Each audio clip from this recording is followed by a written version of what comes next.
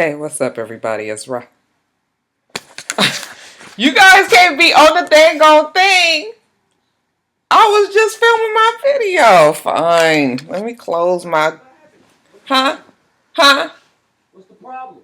Ain't nothing. I was just about to do my video.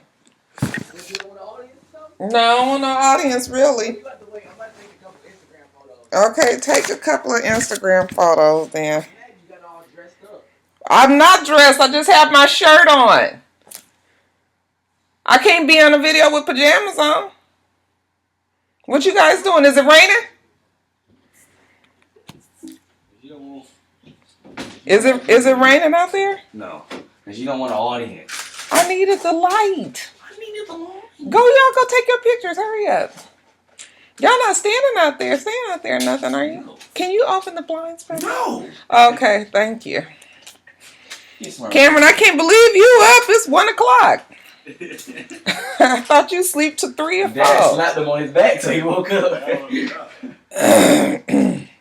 All right, we're going to try this again.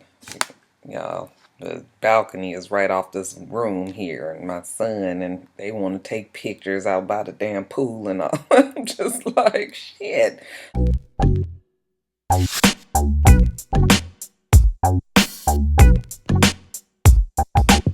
Hey, what's up, everybody? It's Rox, and I'm coming to you today with review for Love and Hip Hop New York Season 5, Episode 2. So I keep on telling y'all I'm on vacation, right? So the whole plan was not to be on this damn camera and talking about these damn shows, but I think this is going to be it. But I just had to come on here and talk to you guys. But did you guys watch that foolishness last night? I was just like, Lord, Mona just going to keep on giving it to us, ain't she? So... y'all, I'm sure you guys only know that I only really want to talk about one main thing, but so we'll go through the rest of it real fast. But for the most part, yeah, we got to discuss the fool of fuckle niggatry, y'all. What is wrong with your fucking cousins? Them niggas is crazy. I tell you, these women, I like, what is these new...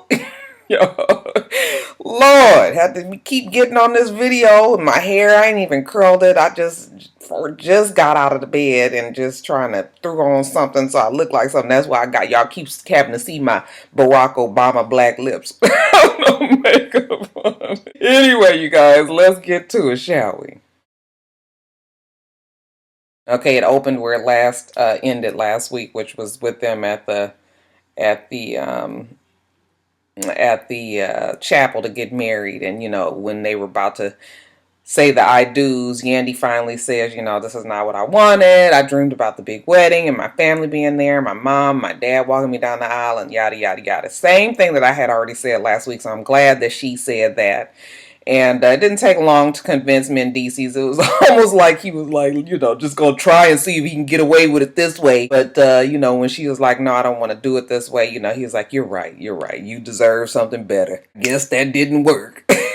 Hey, I'm sorry, sir. Didn't mean to waste your time. We ain't going to do this today. So, I guess we already knew that they wasn't going to get married. Just a little drama for the show. But nothing really else with, Yandy. Okay, you guys, and then as far as the triangle goes with Amina and Peter and Tara. First, let's talk about Amina. Amina has this album that she has coming out with her sister. You know how they used to have that group Black Butterfly. They showed them singing, it kind of sounds a little chipmunkish. Just like I used to like them.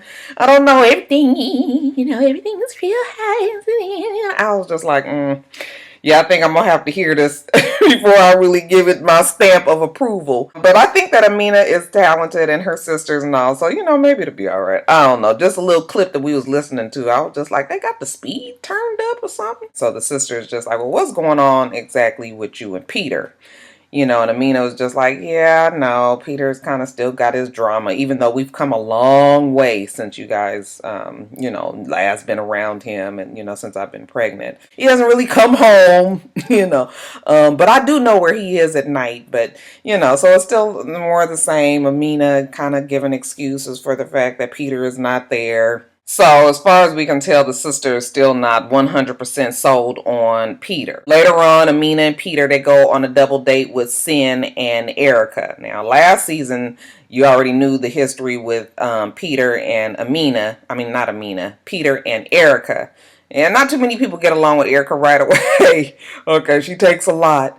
But you guys know they had that big fight when Rich tried to get them two to talk. Yeah, it didn't work out well. So, but somewhere over this break, I guess Erica and Amina have become friends. And so Peter and Erica have decided to kind of let bygones be bygones. The fact that Amina wants to be Erica's friends and Amina doesn't have any other friends on the show. You know, I guess Peter was just like, well, we're just going to let the child be friends with her. So they're sitting around, they talking, they having a little double date or whatever. And Erica offers to give the baby shower for Amina. Okay. And that's to tell you how many friends that Amina has on the show. Because it was like, Erica, out of all people. Peter and Amina seem to be fine with it. As a matter of fact, Amina's flattered that somebody wants to give her a baby shower. Because I think she knew that she wasn't going to be having no baby shower. If you know, unless her sisters came and gave it to her for, you know, on the show. So, yeah, that's it. Erica's giving the damn baby shower. I'm a little worried. So you get the impression that things are better with Amina and Peter from that double date they had with Erica and Sin. But, you know, Amina has a pregnant photo shoot, and it's supposed to be like a family photo shoot. And, of course, Peter doesn't show up. Okay. Peter comes a little later when the shit is basically over, and she was just like, I thought we were going to do this together. And, you know, Peter's just like, I got things to do. I got people to see. You know, I'm a hustler. I was just like, I don't never understand that whole, like, what the fuck? If you a hustler, then you ain't got no 9 to 5, right? That means that you ain't got to punch no clock. That means that you set your own schedule. So, you know, Peter's just full of shit, basically, and Amina just keeps falling for the okie doke. He's just like, I'm spreading myself too thin. I'm trying to do too much. I think really he needs to be putting his wife and his pregnant wife, okay, at the top of that list, but doesn't seem to be working out. Oh, okay, the light is better this way.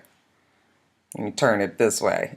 Next time I get on camera, y'all, I'm gonna have some makeup on. In the meantime, Tara has, you know, she goes to lunch with Yandy.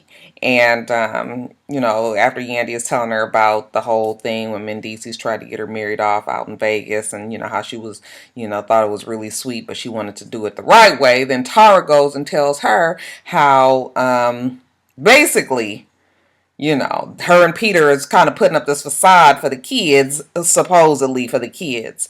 And that, you know, they know that he doesn't live there. However, you know, he's still always around. And, you know, his presence seems to make the kids happy. Okay, everything is always put on these kids. We already know that Peter is there because Tara wants him to be there. Even when she's talking about him, you know, she's still kind of googly-eyed and, you know, everything is good. And, you know, Yandy is just like, what the fuck is really going on here? Like, you know, you sound crazy right now because, you know, Peter is married. He's got a pregnant wife somewhere and you still playing house with him. You still letting this whole thing carry on. Well, Tara doesn't seem to think that there's anything wrong with it. I didn't really think Tara would be going down this route with Peter because she was so pissed last season. I thought maybe she was going to just be so mad at him that she was just going to be through. But yeah, definitely. Like I said last week, there's still some sparkle in the eye. And then, of course, you know, Peter and Tara and one of the boys are out to lunch one day, sitting outside on the boardwalk, you know, really just having a good time and, you know, talking, looking like one big happy family. Amina, because she don't know where the hell her husband is, or she has a good idea, she drives to the location and she does a little pop-up. It was so funny. Somebody tagged me on Instagram and showed how when Amina was walking up, when Tara's back was to Amina and Peter was looking down, and when Amina walked up, you know, the little son was like, Daddy, trying to tap him and let him know, like, here come the lady. You know, Amina just walks up and just like, hey, Peter. You know, Tara kind of looks up and the kids are, I was just like, y'all really gonna have the kids in on this foolishness? I was just like, oh my God. So yeah, like I said, the same old same with Peter, Tara, and Amina. You guys, this whole thing with Sin and Erica, we ain't even gonna talk about it too long because I didn't got to the point where I'm tired of seeing always yelling and fussing at Erica. I know how she feels about this relationship, and she feels that Erica doesn't respect it, and all of this. But if you have to be fussing at your woman all the time, okay, giving rules and guidelines of what you can and can't do, gotta be worried every time they're away from you, then you don't fucking need to be with her. Because it's just like, bitch, you the one that chose to be with her. Now, do you want to be with her or not? Okay, you know what comes with Erica. Either you gonna deal with it or you just gonna be done with it. Okay, so I'm just kind of tired of them because the whole time she just always yelling at her. And Erica keep on like trying to bend herself backwards to fit into what Sin wants. But Erica's still gonna do what Erica does. So that's why I just said they just need to just be done with this shit. Sin is feeling some kind of way about the fact that Chrissy has some problems with Erica. Okay, Erica was just like, when I went to go talk to Rich about, the money, she comes screaming at me about, why she got a problem with me and all of this. And Sin was just like, well, what happened? Why does she have a problem with you? And Erica's just like, I don't know what her problem is with me. And Sin is just suspicious. Like, yeah, bitches don't just like not like you just for no reason. Some shit had to have happened. So, of course, Sin's antennas are up. She wants to know what the deal is with Chrissy. She's mad about somebody sent her some pictures on Instagram or some text pictures or something about Erica giving this girl a kiss, and Sin is just like, this is what the fuck I'm talking about. I don't want you up here. Why are you kissing on her? And Erica was just like, this is Jen. This is nobody. I mean, there's nothing there. We took the picture, all this. So that's why I'm saying it's just like, girl, I'm just sick of it. Sin's blood pressure just gone. The baby gonna have a stroke fooling around with that damn Erica, So she's pissed off at Erica. She's telling Erica that, maybe we don't need to be together. This is not working. And, Erica looks like she is completely just dumbfounded. Like, I just don't understand why this girl is always giving me grief over shit that it ain't even that big of a deal. Maybe it's because I've just known Erica on these seasons, all these seasons. Erica's always been the same. So I don't know what Sin thought she was going to get. But since Sin is upset about all of that, and because she wants to clear her just wants to clear her mind about this whole Chrissy situation, she goes to a party that Rashida, is that her name? Rashida's still hanging on in there. I was like, Mona must really love her some Rashida, because she ain't no cast member. She just be on there just to get shit stirred up, sort of. Okay, but on the low, under the guise of trying to be positive and putting girls together. But anyway, Rashida invited her, and Sin gets there. She sees Chrissy. Chrissy is still in her, I'm boss bitch mode, But when she sees Sin, she just don't really know how this is going to go. Sin is looking at her, and Sin was just like, I need to talk to you for a second. Sin sits down with Chrissy, and she's just asking her, like, what do you know? What's going on? Why is this problem with you and my girl? And Chrissy was just like, oh, Chrissy got to go through the whole thing that she done already told us. She used to work for me when she didn't have nothing, and she used to sleep on my couch. I used to let her wear my clothes. She worked for me. She was an escort. Okay, so Sin is just like taken aback, like, I know she didn't just say that she was an escort, like she was sleeping around for, money. Why are we shocked about this again? I promise you I don't understand. Joke what? What you doing a video? I'm doing it on Love and Hip Hop. Get out. I didn't even. Because I'm going to finish this. I want to be done. I didn't even bother you. Close the door. So, it made me lose my fucking train of thought. I tell you, the kids being around. I hate doing these videos. That's why I'm like wanted to be off this week. But anyway. Sin is sort of taken aback by what she says. She says not because of the fact that she was sleeping around for money, but the fact that she didn't tell her. I guess that's not really nothing that you just gonna be going around telling folks, okay? But I guess because they're in a relationship, Sin expected her to tell her. Whatever, okay? Chrissy's trying to tell her, like, you a pretty girl, you don't even need to waste your time with Erica, you need to find somebody else. Erica's full of shit, and you know how Chrissy goes. Just classic hating. I was just like, this bitch is just hating just because, just to be hating. Everybody that told me that they really liked Chrissy last week, I was just like, why? There's nothing about her that's likable. Whatever. But I do agree with her in this instance. Girl, Sin, go find you another pretty girl. Leave Erica alone. Okay? Because if this is your one time into crossing over into lesbianism and you got to be dealing with all of this, then maybe you need to rethink this whole, girl on girl relationship. Maybe this ain't the shit for you. Now, Rashida, like I said, she's supposed to be this whole positive one that gets the girls together. She wants them to talk. So she sets up this meeting between Chrissy and Erica. Erica already says that she knows that it's going to be a bad idea. But Rashida, with that soft voice, I just think that you guys need to, sit down and talk, not get into any argument. I was just like, anyway. So Chrissy is there. Erica shows up. And immediately they arguing, okay? Chrissy just starts up right away. Chrissy calls her a fake bitch, got fake titties, fake ass, fake, we already all knew all of that. So it's like, what else are you telling us that's something interesting and new, Chrissy? And Erica eventually is like, you know what, this is not going to work. I'm not fixing to sit here and argue with her, so I'm just going to walk away. Rashida's upset that, they weren't able to talk it out. So, she talks to Chrissy. Rashida's upset that they weren't able to, talk it out. So she goes over to Erica and was just like, you guys started yelling. And Erica's just like, I can't even talk to her. Like, what do you want me to do? What do you want me to say to her? And Rashida was just like, well, maybe her feelings was hurt.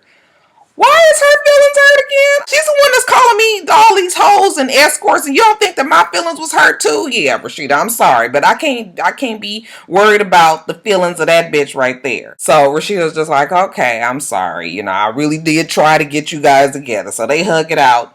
And I guess Erica is about to leave. She's kind of standing off to the side. Chrissy goes and tells Rashida that she's leaving too. And she sees Erica. She walks up to Erica. And Erica's just standing there. I'm just like, why are you just standing there? You got all this space and opportunity. I guess she was trying to see what she was going to do. And of course, Chrissy just comes up to her and just swings one good time, kind of hits her in the face. So Erica loses her footing and falls backwards onto the ground. And of course, security comes up.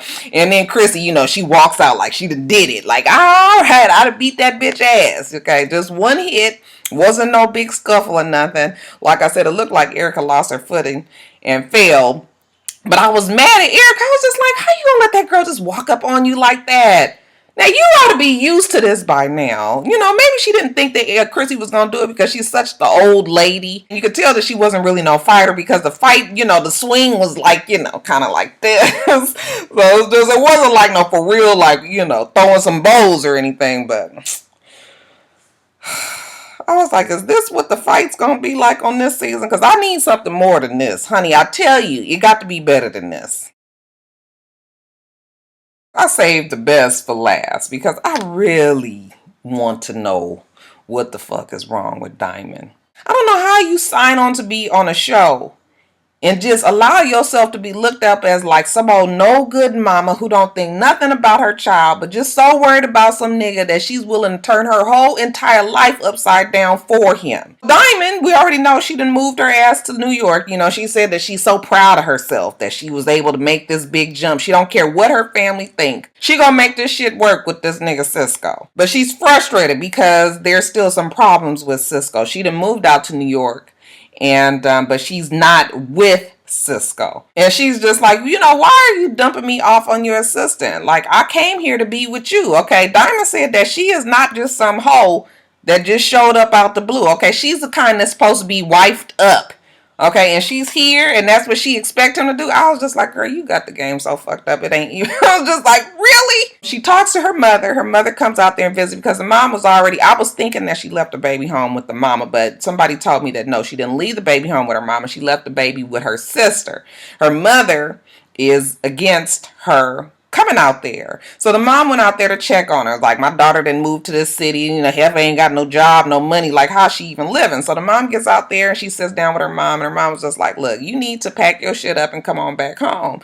And Diane was like, no, this is going to work. I'm here with him.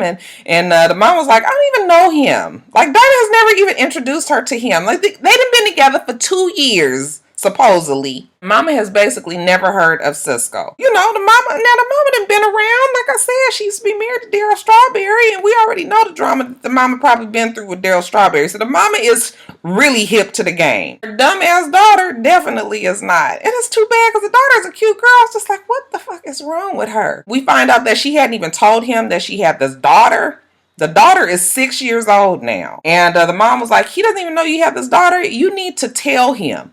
Okay, because I think the mom already knows that once he finds out that she got this daughter, that is really fixing to be over. So the mom was like, you need to tell him that you had this daughter.